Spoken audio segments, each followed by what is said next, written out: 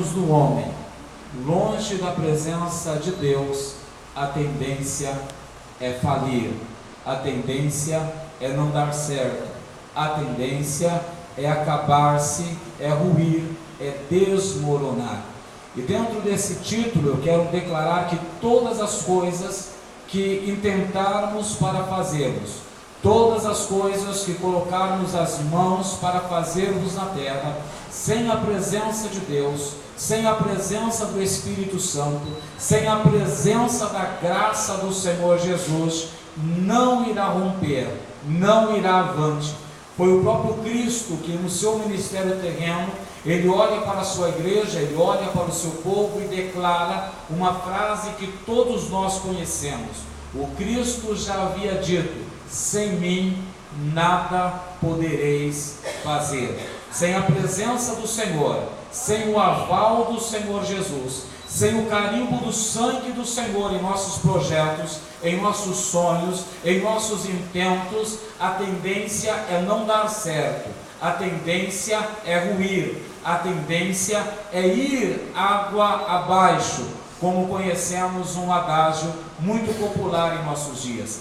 Quando olhamos para os versos que lemos nesta noite, que está registrado no livro do Gênesis, capítulo de número 11, do verso 1 ao verso de número 6, nós percebemos que essa narrativa, ela conta a história da conhecida, da famosa, da afamada Torre de Babel. A palavra Babel, ela quer dizer confusão, pois foi ali que quando o Senhor desce, ele confunde todas as línguas, porque os seres humanos, eles tinham uma só fala, uma só língua, e Babel é a confusão das línguas. Então Babel representa aquilo que confunde, aquilo que é confundido, aquilo que desmorona, aquilo que rui, que vem abaixo. Quando olhamos a narrativa bíblica, nós percebemos que desde o verso 1 do capítulo de número 11 do Gênesis, a Bíblia começa narrando a história da Torre de Babel, e a própria Bíblia declara que naquela época o povo tinha uma só língua, o povo falava a mesma língua, não existia divisão de língua. Não havia português, não havia inglês, não havia a língua italiana, existia uma só língua, existia um só dialeto, e todas as pessoas da terra conseguiam se comunicar, conseguiam entender a fala um do outro e conseguiam fazer-se entender pelos outros. E diz os versos posteriores, os versos seguintes, que as pessoas começaram a se aglomerar, a se ajuntar, a tumultuar-se em um determinado local. E quando isso aconteceu, diz a Bíblia, que alguém se levanta para liderar essas pessoas, e agora este líder, ele começa a implantar a ideia de construir uma cidade, de fortificar para si uma cidade, e nesta cidade construir uma torre. Então a Bíblia Sagrada diz que os habitantes daquela localidade, eles olham um ao outro e começam a dizer: eia, façamos tijolos e queimemo-los bem, e façamos, pois, tijolo como pedra e betume como cal. E o verso 4 diz: e disseram: eia, edifiquemos para nós uma cidade, uma torre, cuja o topo toque os céus. As pessoas, conhecendo a mesma fala uma da outra, pois a linguagem é uma só, reunidas em um só ambiente, reunidas em uma só cidade, em um só lugar, em uma só terra, elas começam a arquitetar planos, começam a arquitetar projetos. Construir uma cidade não é algo ruim, construir uma cidade não é algo ruim, e construir uma torre também não é ruim, dependendo da intenção com que se constrói a cidade, com que se constrói a torre. Geralmente nas cidades antigas eram-se construídas as cidades, eram construídos ao redor das cidades muros muito altos, e cada divisão destes muros se construía uma torre mais alta do que os muros, pois nestas torres ficavam os vigias, os atalaias, os sentinelas, para que eles pudessem estar observando ao longe para ver se o inimigo se aproximava. E quando o inimigo se aproximava, o atalaia, o sentinela, ele tocava a trombeta para alertar para os soldados que protegiam o muro, protegiam uma cidade, para estarem alerta, porque o inimigo se aproximava. Era normal e também era a vontade do Senhor Deus que o homem construísse cidades para que eles pudessem morar, para que eles pudessem viver em sociedade e a palavra do Senhor ser propagada. Mas aqui, logo no verso que nós lemos, no verso de número 4, diz assim: e disseram, quem disse? Eles, as pessoas daquela localidade disseram uns aos outros, disseram assim: edificamos nós, ou para nós, uma cidade e uma torre cuja o cume toque nos céus. A primeira questão em destaque nesta noite é que construir uma cidade e uma torre pode ser algo legítimo e pode ter o aval de Deus, mas a construção desta cidade, da Torre de Babel, é uma construção onde aqueles que se levantaram para construir não haviam pedido o aval do Senhor, não haviam orado ao Senhor, não haviam invocado o nome do Deus vivo para que ele pudesse avalizar, para que ele pudesse assinar embaixo aquele projeto. Eles se levantam e simplesmente começam uma obra, sem consultar ao Senhor, sem pedir a bênção do Senhor, sem pedir a graça do Senhor Jesus. E o pior é que a Bíblia diz que eles começam a edificar a cidade, e eles dizem: edificaremos uma cidade para nós. A cidade, ela não tinha a bênção do Senhor e nem consultaram o Senhor. E como se não bastasse, a cidade não seria construída para glorificar ao nome do Senhor. A cidade não estava sendo construída, edificada, levantada para invocar o nome do Deus vivo sobre ela, para contar as maravilhas do Senhor. A cidade seria edificada para eles, para a glória deles, para a glória do homem, para o louvor do homem, e não para a glória de Deus, e não para a glória do Senhor, e não para o louvor do Senhor dos exércitos. E como se não bastasse isso, eles construíram e estavam construindo uma torre. No original da Bíblia, essa torre chama zigurate. E essa palavra zigurate, ela é encontrada em algumas pirâmides encontradas na Babilônia. Eles estavam construindo um zigurate. O zigurate, ele é a semelhança de uma pirâmide, mas os 4 quadrantes dos zigurates, ele tem como se fossem escadas, para que o homem pudesse subir. E o zigurate, diferente das pirâmides egípcias, que eram para guardar os tesouros e os restos mortais dos faraós e dos reis, o zigurate, ele era levantado com o intuito de alcançar o céu, de chegar ao céu. A ideia do ser humano em construir a torre neste episódio, em construir este zigurate, era se alcançar o céu, chegar em um nível superior. Os antigos desta época acreditavam que o céu, ele tinha aproximadamente 2 quilômetros até alcançar o trono de Deus. Para os antigos, o trono do Senhor, ele estava erigido, edificado a 2 quilômetros da terra ao céu. E o intuito do ser humano em construir a torre, o zigurate, era de fazer o homem chegar ao nível superior de Deus, para subjugar o que é divino e fazer o ser divino trabalhar subordinado à vontade humana. Então aqui, o hebraísmo do texto e o original está declarando que além de construir uma cidade para a glorificação do homem, para a imposição do homem, eles constroem esta torre e esse zigurate para tentar chegar ao céu, para tentar chegar em um nível superior, para fazer a divindade trabalhar subordinada à vontade humana.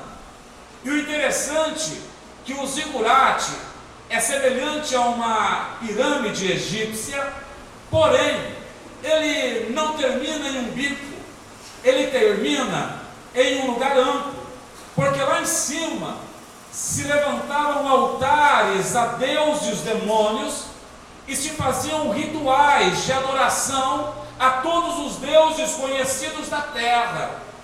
Então a ideia aqui é que o homem, além de tudo isso que foi dito, ele queria chegar ao céu, conquistar o céu.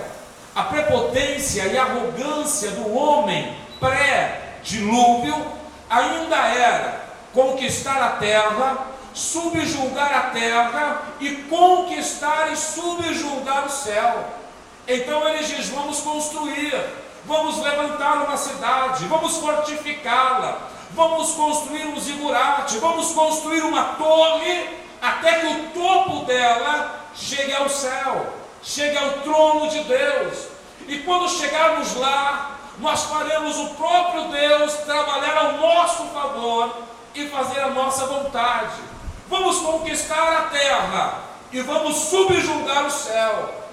Este era o pensamento. O ser humano, ele sempre teve a ideia de chegar ao céu. Eu aprendo duas coisas importantíssimas até este exato momento. A primeira questão é que nada daquilo que eu for construir em minha vida, sem a presença de Deus, sem a presença do Senhor Jesus, sem a presença do Espírito Santo, sem o aval de Deus, sem o sangue do Senhor, sem a bênção de Deus, toda a construção sem a presença do Senhor em minha vida ou em qualquer sociedade está fadada ao fracasso, à ruína, à desordem, ao caos. Tudo aquilo que formos construir em nossa família, se a presença do Senhor não estiver lá, se a bênção do Senhor não estiver lá, tudo será levado ao fracasso. O homem não consegue construir um casamento feliz sem o aval de Deus, sem a presença do Senhor, sem a Bíblia no meio do casal formando um cordão de 3 dobras. Ainda que o homem tente, ainda que o homem se esforce, sem a presença de Deus no casamento, o casamento rompe. Sem a presença de Deus na família, a família está fadada ao desastre. É isso que nós vemos em nossa sociedade corrompida, sem Deus.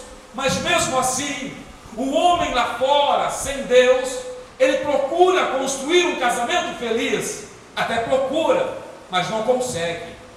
O casamento sobrevive 1 ano, 2 anos, e alguns sobrevivem meses, e a falência vem, bate na porta sem pedir licença, e leva embora os sonhos, e leva embora os projetos, e leva embora a alegria, porque qualquer projeto do homem, sem a presença do Senhor e sem a bênção de Deus, está fadada ao fracasso, à derrota.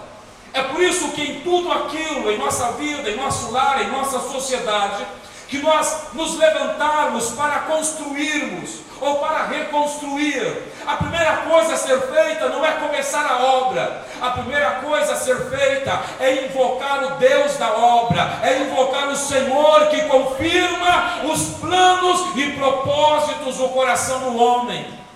É por isso que quando o projeto do casamento nasce no coração do homem e da mulher, o primeiro passo para ter um casamento bem-sucedido e feliz é orar ao Senhor, é buscar o Deus que abençoa o casamento, é buscar o Deus que abençoa a família. O primeiro passo, quando queremos ter filhos abençoados, é buscar ao Senhor e pedir a bênção do Senhor sobre os nossos filhos.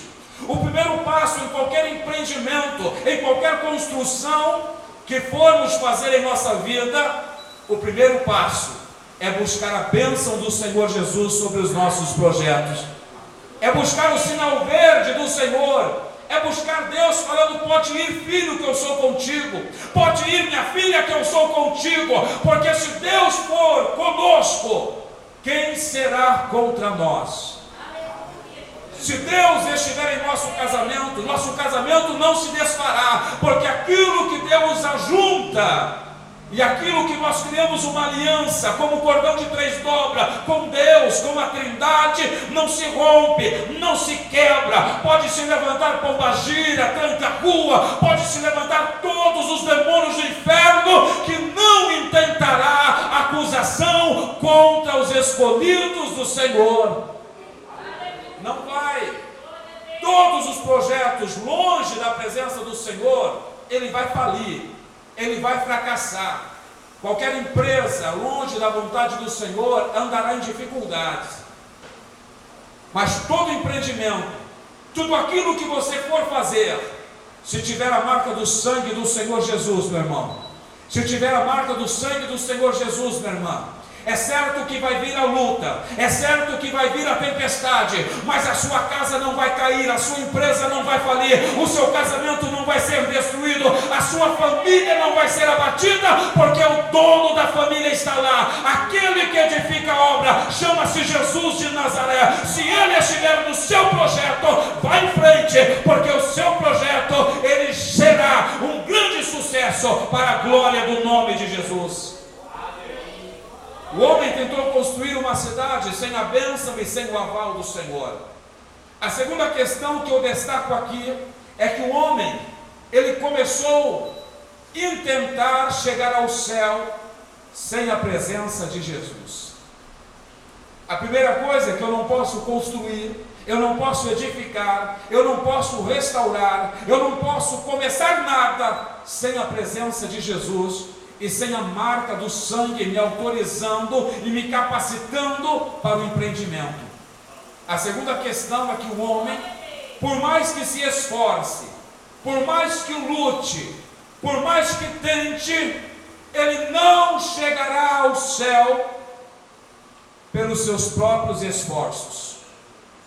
Vamos construir uma torre com o nosso braço de carne, com a nossa força, com o nosso betume, com o nosso tesouro, com a nossa renda. Vamos construir. Mas não adianta, a construção começou, ela começou a crescer, mas daqui a pouco ela veio abaixo, veio a ruína, porque nenhum esforço do homem o levará ao céu. Nenhum esforço, por mais que o homem seja bonzinho, por mais que o homem faça boas obras, por mais que o homem seja um cavaleiro na terra, por mais que ele não machuque uma mosca, uma formiga, como diz por aí, sem a presença do Senhor, ainda que ele tente chegar ao céu, ele não conseguirá. Estavam construindo o zigurate para chegar ao céu. Aí o Senhor Jesus, no Novo Testamento, ele inspira os seus discípulos, e a palavra vem e diz que o homem não é salvo pelas suas obras. O homem não é salvo pelas suas obras, para que nenhum homem se vanglorie, se glorie. O homem é salvo, é resgatado, alcança o céu pela graça do Senhor na vida deste homem. E só tem a graça do Senhor Jesus quem aceita em sua vida o Senhor da graça, o dono da graça. Aí este vai ao céu, aí este alcança o céu. Existem muitas religiões que tentam alcançar o céu pelas obras, pelos esforços, pelas obras de caridade. É certo que muitas religiões aí fora entregam cesta básica, entregam sopa nas madrugadas, porque eles pensam que através das obras eles purificarão a sua alma. e alcançarão o céu. Nada disso. Estão tentando fazer e construir uma outra torre de Babel. Não é pelas obras, é pela graça, é pelo nome de Jesus, é pelo sangue de Jesus. Não é por obra de religião, é por um coração contrito e quebrantado diante do verdadeiro altar de santidade. É por isso que um homem alcança o céu. Toda obra e toda religião que pauta a sua doutrina em obras para alcançar o céu, para receber a remissão e a redenção, ela está indo com passos largos para o precipício, para o abismo. Agora nós não temos boas obras para ser salvos. Nós temos obras sociais, entregamos cestas básicas para aqueles que precisam.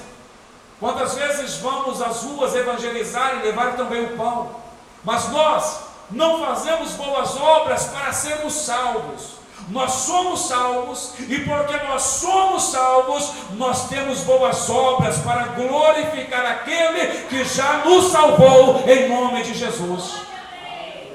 Existe uma diferença entre fazer boas obras para ser salvo e ser salvo, e aí eu já faço as boas obras, porque eu sou salvo, lavado e remido pelo sangue do Cordeiro. Quantos são salvos aí, de glória a Deus? E o que me chama a atenção é que a Bíblia ainda continua dizendo que eles queriam construir uma cidade, queriam construir uma torre, um zigurate, para que o nome deles se tornasse célebre.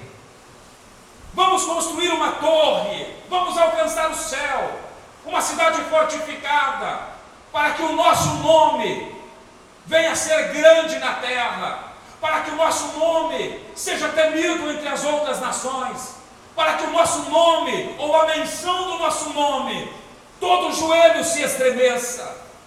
A cidade não estava sendo construída para a glória de Deus, era para a glória dos homens.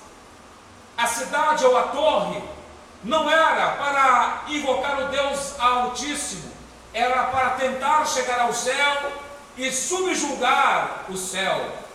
A cidade e a torre era para que o nome deles fosse engrandecido.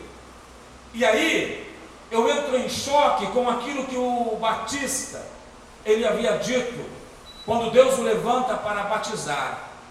Ele olha para as pessoas que estão ali. Uns estão dizendo: ele é Elias, ele é um dos grandes profetas. Mas ele se levanta e diz: eu não sou grande, eu sou apenas uma voz no deserto. João Batista ele tem a capacidade de aniquilar o seu corpo, de desaparecer e dizer para a sociedade que ele não era nada, ele era apenas uma voz sendo usada por Deus no meio do deserto para glorificar a Deus. E como se não bastasse, João Batista ele ainda olha para a sociedade e diz: convém que eu diminua, convém que eu diminua. O que o Batista estava fazendo não era para o seu autocrescimento, não era para a sua autopromoção, não era para ele receber convites para pregar nas maiores sinagogas da sua época. Não, não era nada disso. Ele não queria propagar o seu nome. Você não vê João Batista distribuindo cartão de visita. Você não vê João Batista colocando no seu cartão de visita conferencista, pregador internacional. Não, nada disso. Quando pergunta para ele: quem você é, João Batista? Quem você é, João Batista? Ele olha e diz: eu não sou ninguém, eu sou apenas uma voz que ecoa a vontade do verdadeiro Senhor na terra dos viventes, até que ele se manifeste. O que João Batista fazia não era para a sua autopromoção, não, nada disso. João Batista fazia o que fazia para promover o reino, para crescer o reino, para promover aquele que viria após ele, e ele diz que ele não é digno de desatar o nó da sua sandália. Ele olha, eu estou fazendo, mas não olhe para mim não, porque vai vir alguém que é maior do que eu, e eu não sou digno nem de desatar o cordão da sandália dele. Eu não sou. João Batista, ele fazia para o reino. João Batista fazia para Cristo, para anunciar o Cordeiro de Deus. Tanto é que quando João Batista olha para Jesus, ele declara: eis aí o Cordeiro de Deus, eis aí aquele que é maior do que qualquer profeta, maior do que eu. João Batista, ele tem a capacidade de sair de cena, de sair da sua posição de batizador, olhar para Jesus e diz: olha, o lugar não é meu, eu só preparei o caminho para o Senhor. O caminho eu preparei, mas eu não sou o caminho, eu não sou o Cristo, eu sou apenas uma voz. Agora a voz cede lugar para o verdadeiro Senhor, para o verdadeiro Deus, Criador do céu e da terra. João Batista, ele é uma antítese da Torre de Babel. Façamos para nós, edifiquemos o nosso nome. Qual é o nome que estamos tentando edificar no bairro que nós moramos? Qual é o nome que tentamos implantar na sociedade? Será que aquilo que nós estamos fazendo, quer seja no ministério cristão, quer seja no mundo social, no mundo secular, será que aquilo que eu estou fazendo no meu emprego, no meu trabalho, na minha família, é para edificar o nome de quem? É para fazer o meu nome crescer, para que as pessoas olhem e apontem: aquele é o cara, aquele é o que tirou a empresa da crise, aquele é que trouxe a solução, aquele é fulano, é Beltrano. É isso que eles queriam construir, edificar o seu próprio nome, criar fama. Será que queremos a fama do homem? Será que queremos a fama do mundo? Pois eu conheço um homem na Bíblia Sagrada chamado Moisés. Moisés, ele rejeitou ser chamado filho da filha de Faraó. Moisés, ele rejeitou ser chamado príncipe do maior império do mundo.